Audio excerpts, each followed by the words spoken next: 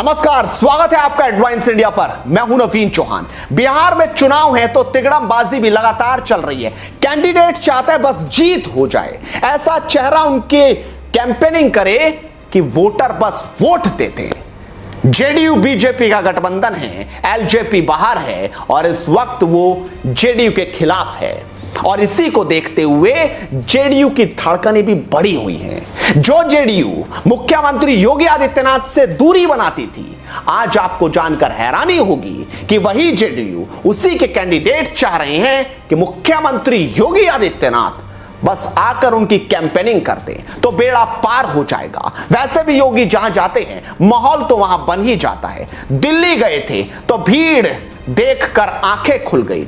जितने रैली स्थल पर अंदर लोग थे उससे ज्यादा तो बाहर खड़े हुए थे। बस यही लोकप्रियता थी कि वो जाएं तो हल्ला मच जाए और इसीलिए इस कोरोना काल में यहां पर जेडीयू चाह रही है कि वो सिर्फ बीजेपी का ही प्रचार ना करें बल्कि उनका भी प्रचार करते हैं। उनके प्रचार से उनकी नैया पार लग जाएगी। आपको समझना चाहिए कि उनके मुख्यमंत्री नीतीश कुमार जो 1.5 दशक से मुख्यमंत्री हैं, उन पर भरोसा करना था, उनके विकास कार्य बताने थे, लेकिन उन सब से हटकर मांग मोदी और योगी की हुई।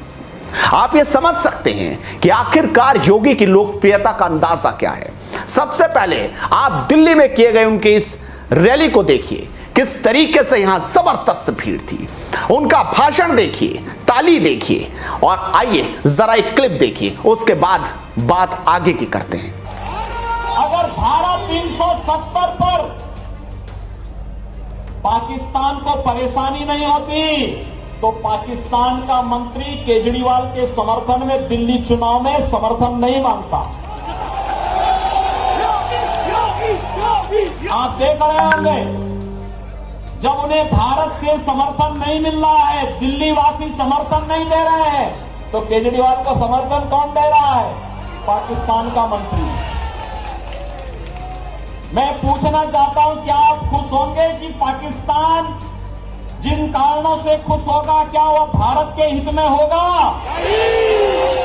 यानी समझा जा सकता है कि इस बार नीतीश भी बीजेपी के भरोसे हैं, क्योंकि जो नीतीश कुमार मोदी के दिए पैसों को लौटा दिया करते थे, अब वही चाहते हैं, उन्हीं के कैंडिडेट चाहते हैं कि किसी तरह से मोदी और योगी यहां पर बस रैली करते चले जाएं, उनके पक्ष में प्रचार हो जाए और जनता वोट देने लगे।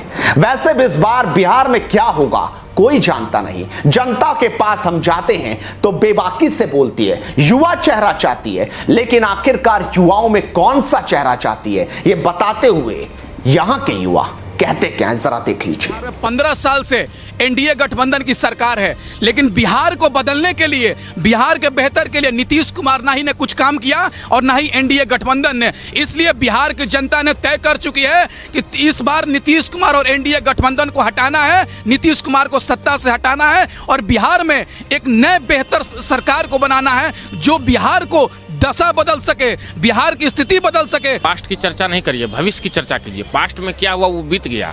नया जनरेशन चाहता है जो सत्ता परिवर्तन हो, नया युवा चेहरा हो। ऑप्शन नहीं है और जनता भी चेंज मांग रही है। जो काम करेगी, जो सरकार अच्छा काम करेगी, जनता उसी को वोट करेगा। नीतीश कुमार अगर स्टार्टिंग के 5 साल में काम किया है और 10 साल में नहीं रहा है।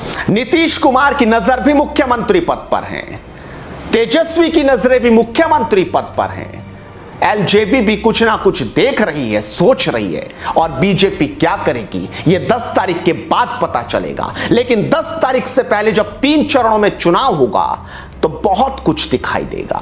पहला चरण क्या कहेगा, दूसरा तीसरा चरण क्या सोचेगा, वहां जनता क्या दिखाएगी, क्या योगी की रैली काम आएगी, क्या मोदी का जलवा कायम रहेगा, क्योंकि बिहार जहां जाना चाहिए था वहां पहुंचा नहीं और जहां पहुंचाने के दावे हो रहे थे वो खोखले निकल गए। मजदूर भी सवाल पूछेगा कि आखिरकार सड़कों पर क्यों छोड़ दिए गए, क्यों उनकी सुध नहीं ली गई। और सबसे बड़ी बात, जिस वक्त मजदूर, बिहार के मजदूर परेशानी में थे, तब हाथ भी उत्तर प्रदेश के मुख्यमंत्री योगी ने ही बढ़ाया था। ऐसे में क्या वो बढ़ाया हाथ यहां मजदूरों पर कुछ असर दिखा पाएगा, यही पता चलेगा 10 नवंबर में। लगातार पल पल की अपडेट हेडलाइंस इंडिया देता रहेगा। वीडियो को शेयर कीजिए और जुड़े रहिए हमारे साथ। नमस्कार।